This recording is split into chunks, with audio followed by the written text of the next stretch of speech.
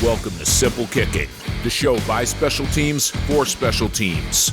Simple Kicking provides football's latest special teams news, insights, and interviews with kickers, coaches, recruiters, and agents to give players the best chance of success on their career path. And now, your host, former Division I kicker for LSU and Rice University, James Harrison. Talk about Big Game USA. Big Game manufactures most of the footballs that you, as a high school or college kicker, likely have kicked in a game, and that's because they are the best. They are kicker-friendly, and for 10% off your order, go to Big Game USA, scroll to the bottom of the page, and type kicker footballs. Insert the promo code SimpleKick2022. Again, SimpleKick 2022 for 10% off your kicking football order. In the team that had blocked a punt in the game, they went on to be victorious. And I took the whole, at the time, 128 or so FBS teams, and 80% of those teams that had blocked a kick in the game went on to win. And going in the spring is that when we did hit our goal of catching the ball and getting 10 yards, or we blocked a punt and had it an explosive play, it was a 98% chance to score on the next drive. Listen, it's hard to win. And the margin for victory is so thin, and these are guaranteed plays you're going to have in the game. As a former kicker at LSU and Rice, I am passionate about helping kickers reach their potential. And on this episode, we focus on special teams as a whole. So sit back, relax, but also get your notepad ready, because two of the brightest young special teams coordinators spill the beans on how they use special teams to win football games. Lee, hit the theme.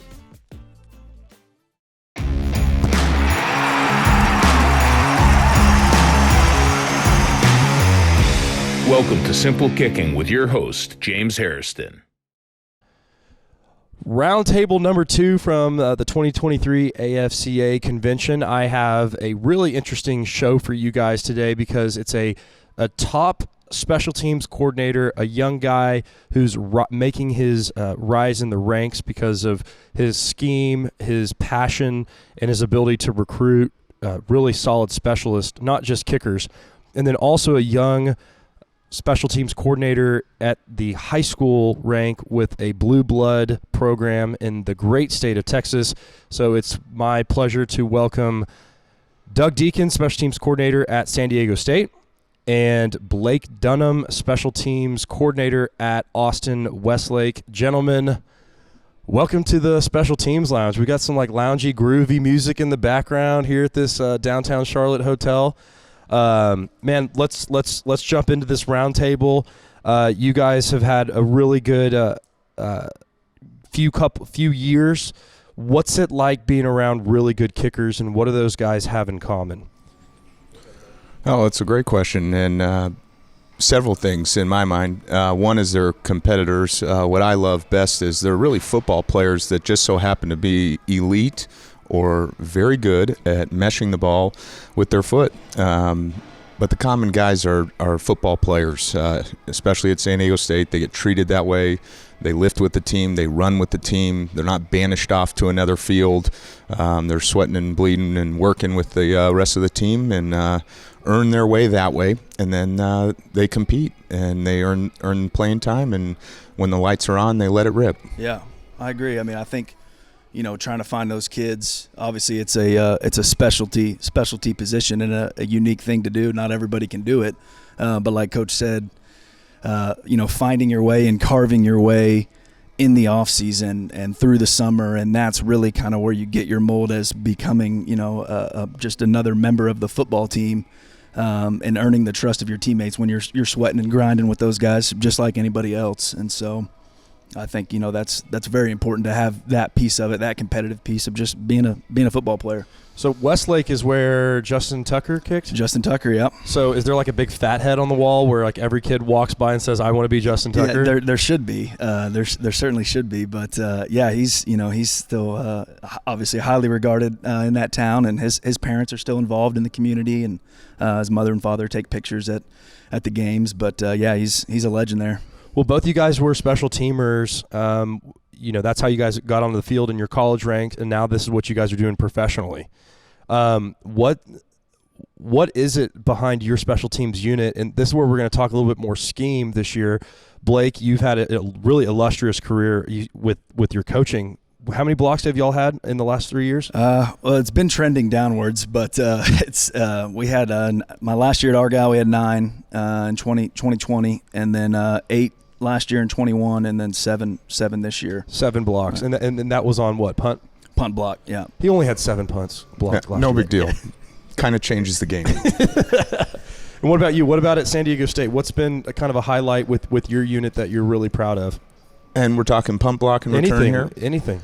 Oh, gosh. I mean, it's finding the right guys. I think that starts in fall camp and spring ball, and then into fall camp you get the incoming class, see what they can do, because that's a specialized thing. I'm talking punt block and return here.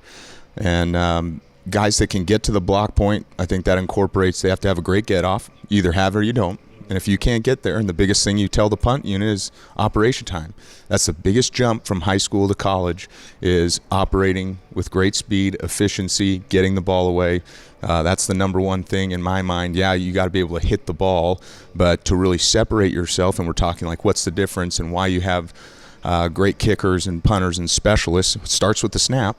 If you don't have that piece to it, then you're like Forrest Gump back there. You never know what you're going to get, right? And box of chocolates, high snap, low snap, and now the punter's completely out of rhythm and get the ball away.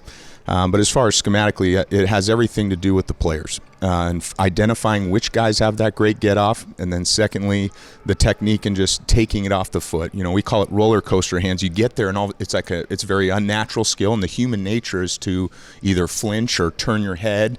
And it's like, well, men, and I always come up to them and bump them on the face with a flat palm on their face mask. That's the hardest and most sound equipment you have on, and it'll stun you. Like if you don't block it with your hands and it goes off of you, it's like you're a hero. Like it'll stun you for a second, but so that's a lot of fun to drill, and you see which guy. It's very evident after just a few reps which guys take to it, and which guys could do it 100 times, and they just aren't the same as the select. I'd say anywhere from like 2 to 8 guys, and 8 if you're lucky, that have that incorporated get off.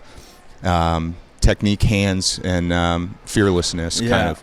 Yeah, definitely being a fearless player. You can kind of identify some of those guys. We try to do the same thing in the spring, starting with a wider range. Just how many guys can we incorporate in these types of drills and circuits and things like that. But then starting to hone in and identify, okay, yeah, here's our 2 guys that we think are the best at it. Here's our 8 guys that we think are the best at it. And ultimately, I'm going to celebrate a blocked punt, whether you block it with your big toe, your butt, or your forehead, you know what I mean? Yeah. But we're going to practice the correct technique and talk about it throughout the week and our game study and film, and then obviously rep it in practice and celebrate it when we do it. And, believe that if we're blocking them in practice and we're practicing it in practice and we're talking about it in film, that hopefully it's going to translate to getting it done on Friday nights. So I just want to call something out. At the end of the day, y'all are coaches, right? But with coaching is teaching. But with teaching, you need time to do it. You guys are typically limited on how much time y'all get with the players, especially when they're in school, and then you guys are fighting with offense and defense. So when you're talking about those 2 to 8 guys, Coach Deakin or Coach Dunham, y'all can jump in wherever. How are you guys able to teach this scheme and then do it in such a little amount of time so that they can execute it? What's been working for you guys? Because both of you all have had a ton of success with it. Well, Coach Dunham said a circuit, like a block circuit. So you make it high repetition in a limited space. So for us, at the block point, we start from 5 yards away. And it's just strictly the hand portion of it. Then you back them up to 10 yards, and now it's the full get off and everything of that nature. But it's a very rapid fire. You got all your assistant coaches helping with this, and you got multiple lines going. So in a 5-minute period, with I'd say anywhere from 30 to 50 guys, so you're training everyone. That you get 10 lines going of 5, in that instance, and you're getting 20 reps and like I said, it becomes very evident to you who's has the knack for it. And then also in the video system, we've got a clock on it. So as you watch the drills back, you can literally get the time from the cue of the snap to them getting to 10 yards and all that on identifying those really special 2 to 8. And hopefully you have more, but generally speaking, you're looking at kind of those select few that just have the incorporated get off, good technique, and identifies guys that are going to be your guys that can really get to the block point. And there's anywhere between 2 or 8 guys in you think? In the last 5 years, that's been what I've found. Now, you hope you have more now, and that's your job, and to teach it. But the speed element of it, again, teams are operating it right at 2 seconds or less, and then usually have 2 to 3 personal protectors that are standing in front. So it's never a straight line shot unless there's a complete bust in protection, which you always hope for, and why you see great success in ultimately getting there. It's usually the punt team messing up. But the elite, the 2 to 8 that I'm talking about, are the ones that can defeat the block, or by their get off, slip a block, and then be able to maneuver and actually get to the block point, bend the edge, those sort of things. Yeah. I mean, maximizing time, I think, is a crucial piece to special teams, like you mentioned. I mean, you're operating out of a less time, and you're trying to bring guys that are playing other positions to, get a grasp for a new scheme, and hopefully on multiple phases, right? You're playing guys not just on your punt block team, but hopefully that guy's contributing on kickoff or kickoff return. So just trying to find out and, carve out those when you get those windows, how can we maximize that time in practice? And like Coach said, the circuits, splitting up the field, it will keep it in the family for punt block, for example. But Coach said, we got 8-10 lines going, starting at the block point, 0 steps, just working the hand pieces, then backing it up to a 1 step, and you're just trying to get rapid fire as many as you can get in before you back up. While that's going on, our specialists, our long snappers, they're still practicing the punt piece of it. But for a punt return circuit, now our returners are on the other end of the field. They're getting their work in, catching distraction drills or 1 step or dummies and, things like that, letting the ball, making a decision backed up, things like that. And then, the on the line of scrimmage piece, the clamp, the pin, the wheel, the transition, the finish phases, just trying to break all those down. And instead of one teaching, you're getting that as many reps as you can get in 2 or 3 minutes, and then we're rotating. You're going to the next spot, and just really trying to break that down into all 4 phases. All 4 core phases, breaking them down into small groups like that. When y'all look into all the work that you guys have done, again, that what you just heard from was Blake Dunham, special teams coordinator at Austin Westlake. We have Doug Deakin, special teams coordinator at San Diego State. When you look back at all this work that you're putting in, and you look at the results of what you're getting out of it, what kind of impact does it make on the team and the culture as a whole? It's game-changing. And in that circuit, guys, maybe they aren't the elite at it, but it's a heck of a lot of fun. Yeah. And you make it fun, and it's what you make it. And but I'll tell you what, it happens in the game. It is game-changing. As a GA for Coach Long at San Diego State, he had me do a study, and this was back in 2012, and the game result in the team that had blocked a punt in the game, they went on to be victorious. And I took the whole, at the time, 128 or so FBS teams, and 80% of those teams that had blocked a kick in the game went on to win. 80%.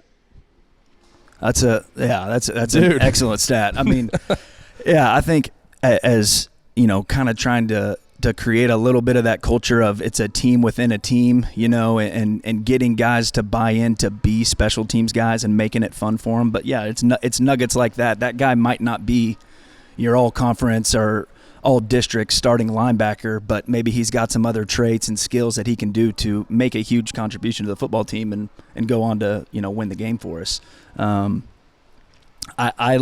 I try to use as many little nuggets of data-driven decisions like that of, hey, here's a goal that we're trying to get on every punt return. Or here's a goal on every kickoff where we're trying to hit. What's some of those nuggets? Could you share those? Yeah, I mean, our goal if we get a catchable kick is to get a first down. Catch the ball and get a first down. What does that mean?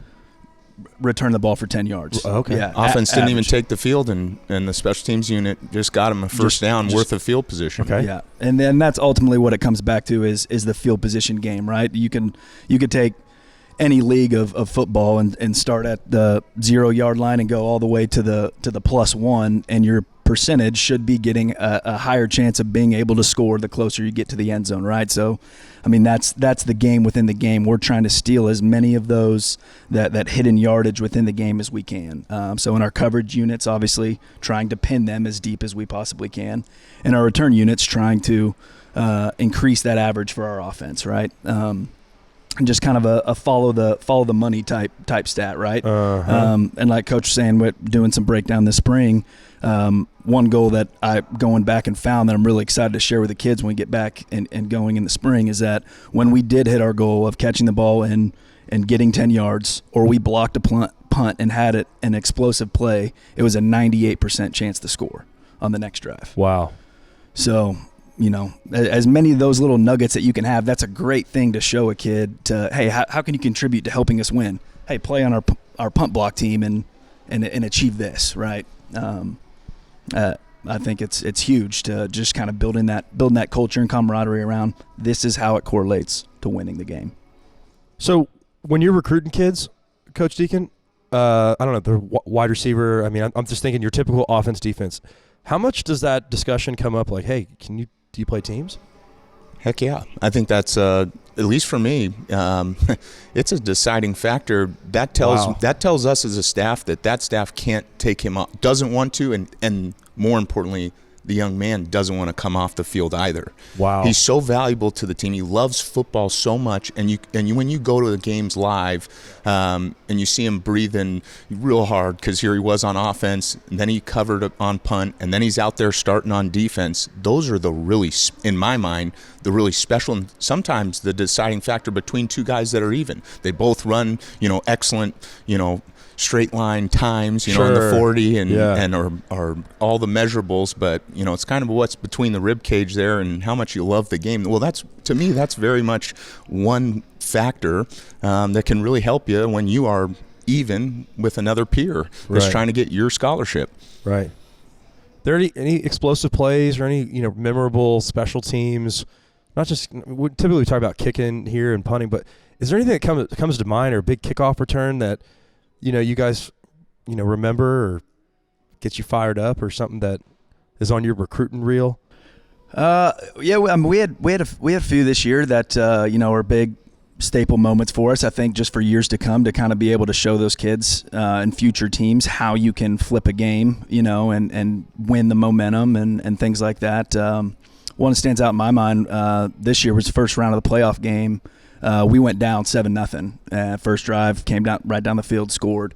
And on the ensuing kickoff, we answered and went 99 to the house on the next kickoff return, and then never looked back. From that point, game was over. It was the spark. Yeah, it was. We answered, and the sideline erupted, and it was all right. Here we go, and then we can reset. And obviously, there's still a lot of football to be played, but things like that, big explosive plays, can definitely flip a game in a hurry. Yeah, for us it was middle of the year conference game, San Jose State. They're at our house, and they go up 14-0, just like that in the first quarter. And the staff are like, "Oh man, we're not ready." Like our guys, we're not ready to go. And the first kickoff return attempt of the game, San Jose might as well have had 12 on the field because our front line player dropped so deep and the San Jose State player covered so fast and hard. He ended up tackling our own return because he took such a deep angle to go try and block his assignment that he ended up running into our kick returner. But we go down 14-0, and that same player, he comes to, he's obviously, "Coach, I messed up. I didn't take a good angle," all those good things, those coachable moments. Yeah, he knew it. And we get back on the mat, and they take the field and then go for a 90-plus yard kick return. And just like Coach Dunham said, the sideline erupts and totally switched the momentum. And those are the explosive plays Coach talks about, in your goals. And not every return is going to be to the house.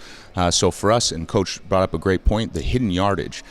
For the kickoff return unit, our value is making sure the offense has better than the minus 25-yard line field position. Yeah. Otherwise, we might as well fair catch and touch back and offense That's where you're 100% gets the guaranteed to ball get at the it. 25. Yeah. So anything beyond that's your hidden yardage. So you get tackled at the 26, that's a +1 hidden yardage. But talking about big play, it's like can't think of a better moment there this season when Jordan Byrd, I mean, he's a 10-3 100-meter runner. So we were talking about, recruiting and stuff. Oh, my gosh. I mean, you can't coach that. No. And all of a sudden, you're a hell of a coach, Coach Deakin.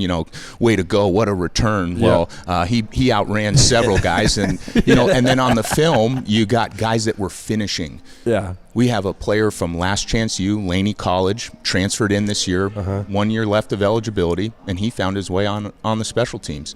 And he not only achieves his block to spring it, he sprints his butt all the way down the field to then just get a block down the field. And those are the things you really celebrate too. Everyone on the team knows how fast Jordan is, the kick returner, but it's like those are the moments to me too that are a lot of fun to celebrate, and everyone sees that on your team, and it just means the world to the players too that aren't the returner and specialist. And I think one of the things that Coach Dunham touched on too, incorporating guys, and they may be your fourth linebacker, and he doesn't sniff the field on defense. Right. But boy, when it's punt block and return, kickoff return, I can't tell you how many guys on our roster that they're in the top 10 in point production and getting a point for achieving their block.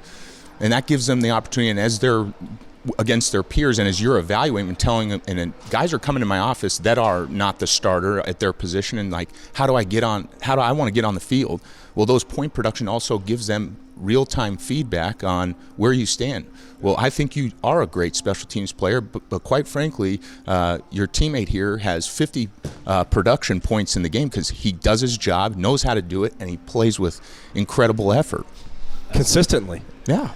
I want to piggyback on Coach real quick, and I'd love to hear more about like your point scale and how you structure that. But when Coach was alluding to the highlighting the plays that's not the returner, right? We're in a similar situation where we had a very dynamic, great player, gifted player, but it's those moments like Coach talked about when you do spring that big one, it's going back and find who is selling out for their team, downrange, downfield, painting your back, pulling off, not getting a clip, and that selling out effort and just the small details, fundamentals that you spend time and talk about, and you see that stuff show up on tape to be able to give that fourth linebacker props and a pat on the back for, man, that was a touchdown.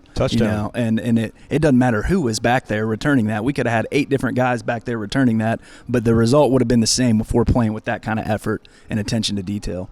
But Coach, if you don't mind, go back into your point production. What categories are you hitting, and how do you split those points up and things like that? Yeah, what you're doing on pump block and returns, what we're doing at San Jose in terms of the circuit drill and how you're incorporating not only the block element to it, but at the line of scrimmage, the hold-up phase, the down the field as you were talking about, and then sustaining it, let alone your returners working all those situations. So in getting to the point scale of it, the guys that aren't the returner are getting points for we call them pins at the line of scrimmage. So keeping your man at the line of scrimmage and the ball's punted and your man's at the line of scrimmage, that's a point.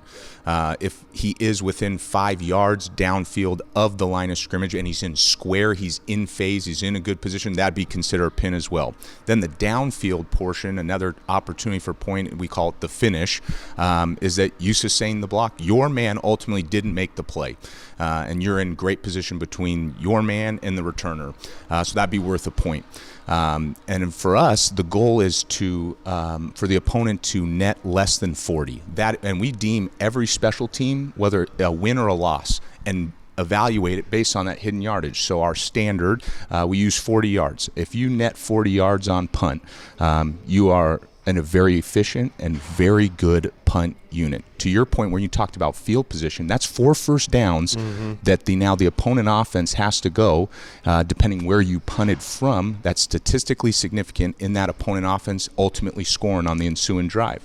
So on punt block and return, the unit gets a point if the opponent just net under 40 yards. So not every ball is going to be that return ball like you're talking about, and he fair catches it at a 36-yard net punt. Well, that's a point for the punt block and return team.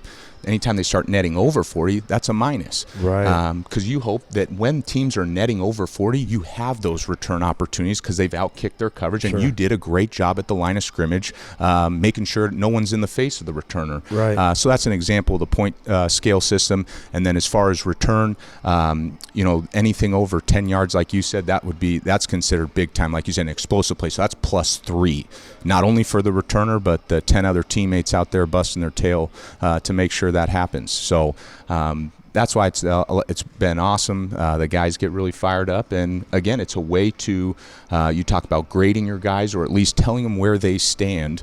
Are we winning the play, or are we losing the play? And then as a coach, well, we're losing more often than not. Is that scheme? Is it personnel? Why are we not? Why are we having to fair catch? Well, in my mind, if they're netting under 40 yards, it's like that may not tell you that they are doing a great job at the line of scrimmage. Quite frankly, the coverage team only had to run 30 yards.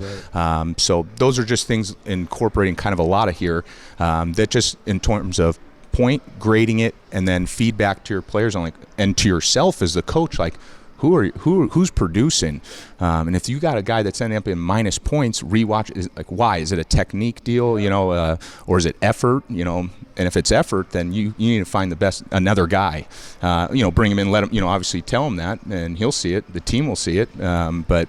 That's what I was going to ask. Is that something that y'all post that's visible? Oh, yeah. That kid walks in day after the game and right on the board, right as you walk in the locker room. Right on Front Street. And then that's our, every week, post game, did we win the play or not? And so we had a record in the game, so we went, 18, 8, and 3. And so those 3 ties would be like draws where you kick a touchback. So I count those as draws because now the opponent's at the 25. It could technically be a win, but. Yeah, we made the opponent net less than 40 yards 4 of their 5 punts, so that's 4 wins, 1 loss. Yeah. Interesting. I love it. So how do we get you guys to get more time, like more periods in practice, more time in the off season? When is it going to be truly like 1/3, 1/3, and 1/3 evenly distributed? If y'all are saying it's this important. Coach Deakin did a study as a GA. 80% of the time that there is a blocked punt, that team goes on to win. 98% of the time, Coach Dunham found, is, you guys have an explosive play, it turns into a score, points, yeah. Right? So are things changing? Is it like God rest his soul, Mike Leach was a frontier for offense, and what he did on the game was a huge impact. What's the special teams frontier that hasn't been fully explored and exploited? Are we talking about it? Is this it? That's a good question. Coach could probably go on, better about the collegiate level. I think just in the time that I've been coaching high school football, I have seen that grow. I think it is growing on just from, even when I first started, teams not necessarily even having a designated special teams coordinator. And that's something that's still fairly common. I think that happens at places, and that's kind of to each their own how you're splitting that up. It's at the end of the day, it's going to take everyone. You're going to need multiple people, just like players and coaches alike, to get it done.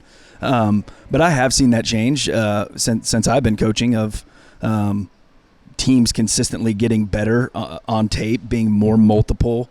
In protections and formations, and that ultimately making it, more challenging to prepare for, and having to be a little bit more sophisticated yourself. I know, Coach, you guys are battling that every week. You're not probably going to go into a game and know exactly. Nobody's lining up in the same punt formation and the same punt protection throughout the course of the game. So I think in that sense, yes, I do think it probably is growing. But this point sheet that you have, your head guy is seeing how clear the difference of your unit is making on the outcome of the game. Listen, it's hard to win. And the margin for victory is so thin. And these are guaranteed plays you're going to have in the game. I'd love to say we're not going to have to punt in the game. That's usually you're winning, or you're down and you're not punting. You're just going for it, right? One or the other. But you're kicking the ball off. You have opportunities to return it, and those are game-changing plays. So for us, and a huge deal is that our head coach makes a huge deal about it. And, it's like, yeah, you want more time and always, but at the end of the day, as I, talk to more coaches, like, what are you doing? How much time? It's very uniform. It's not where I've never heard a university really spending more than the time we talked about, like having those drills and it's like 8 to 10 minutes, and that's what you got. So optimize it, and then keep it simple. That's a huge thing for us, and it's a big deal. Our head coach is heavily involved in it and believes in it, and clearly it resonates with the players and why you create a point system. It's like you're showing them. Yeah. You're not pumping hot air here on, it's important. It's like, no, clearly, we had the opponent net less than 40. The resulting drive for San Diego State was a touchdown. We won by 3 points. Yeah. Right? So those are just, you can literally show that those are directly correlating to you winning and losing games. So, it's super important. Your head coach buy-in, that's critical. And then just optimizing the time. Yeah. Everyone wants more time. Everyone in the country wants more time. Well, then evaluate what you're doing and what you do well and who can do it well, and optimize those, like Coach Dunham was talking about with the circuit drill, and then go get after it. Yeah, definitely top to bottom being huge. That just being a program statement that it's something that you're going to be passionate about, and the margin of error being very, very small. And then I like what you said too about it being simple. Because of that time, I think that's one of the constant battles I face is, simple versus predictable, right? And that how can we get all these different kids that play these different positions to all understand what we're trying to accomplish in these different phases, right? So trying to have some universal language that things can, whether you're a kickoff cover guy or a punt cover guy, those things marry together. Techniques in punt return marrying with techniques in the return game, and keeping it simple for those guys so you can ultimately maximize that time. Well, we've got about a minute left in this roundtable, and talking about maximizing the time. What you guys did here was definitely elevating the game. I mean, normally we're here talking about kickers and punters and skinny post and data, but I think what we're really uncovering is that you guys are excellent teachers of this game, and you guys do it in a very, very limited amount of time, and it is crucial to the game's results. So Blake Dunham, special teams coordinator at Westlake in Austin, Texas, thank you for joining. Thanks for having us. Doug Deakin, special teams coordinator at San Diego State. And any closing statements you guys have? We got about a minute left, and I'll leave the floor open. You got it. Well, I first want to thank you. We utilized the pro post at San Diego State this season, and Jack Browning took the helm here in the kicking duties in all three for us, and was 80% on field goal. And that's that again, we talk about like what are goals, what's winning the play, and I think if you're over 80%, that's big time. And those pro posts made a huge difference. So thanks, Coach Harrison Jr. You came down to San Diego State, installed them yourself. I mean, these things are effective, and I know we didn't talk a lot of kickers and punters. I want to thank you for creating platform. It is important, and just as we started this session and said, they have everything to do with your success. Your specialist starts with the snap. The kicker can't kick it until that ball's snapped, and getting a guy and training that and identifying those guys, you're critical. For all position players out there, it's like you learn how to long snap, you create more value for yourself and more opportunity to earn roster spots across the country. And if at kicking and punting, ask the coach what they're looking for. I get so many in the recruiting process. You start watching guys, and I call them logo shots. They start kicking field goals from midfield, right, to show their shots, to share their leg strength, right, and their prowess. And I always ask them, how many of those 50-plus yard attempts did you do in this year? And they may have had one or two, as end of half, end of game, but it's very limited. So be great. And anytime that now I can tell the offensive coordinator and head coach that you're an 80% make if you get that ball across the 35 or 30-yard line, that's game-changing, because now their play calling on third down is to get across those yard lines, and you're worth 3 points to the team. So those are things that I'm getting on a tangent here, but wanted to say thank you and just reiterate to listeners and young men and women that are out there, as specialists, like, you are critical, again, to that slim margin of victory. And all the guys that aren't, the kicker, punter, long snappers, your value is tremendously boosted exponentially when you play with great effort and get after it on special teams and your team's opportunity to win or lose the game. James, yeah, thanks a lot, man, for having us on. Your passion for teams, for those listening, check James out and everything he's doing with Simple Kicking. It's awesome, and appreciate you having us on, man. I had a great time. So if I'm a coach or a friend or a fan, how do I follow you, Coach Dunham? Where can I find you? I'm on Twitter. That's the only social media I'm on. I think I have a weird handle. It's like Blake_W_Dunham. Okay. I didn't know that was going to travel with me forever when I first made it. But, yeah, Blake Dunham on Twitter at Austin Westlake. And what about you, Coach Deakin? Where can people find you? Twitter's the best. It's at Coach Deakin, DEAKIN, SDSU. Perfect. Well, we're here at the 2023 AFCA convention. Gentlemen, thank you so much for joining. Best of luck this offseason and continued success on the special teams part of the game, which is so critical to determining wins and losses. Boys, this was a blast, and we'll have to do it again sometime really soon. Absolutely. Thanks a lot, James. You're welcome.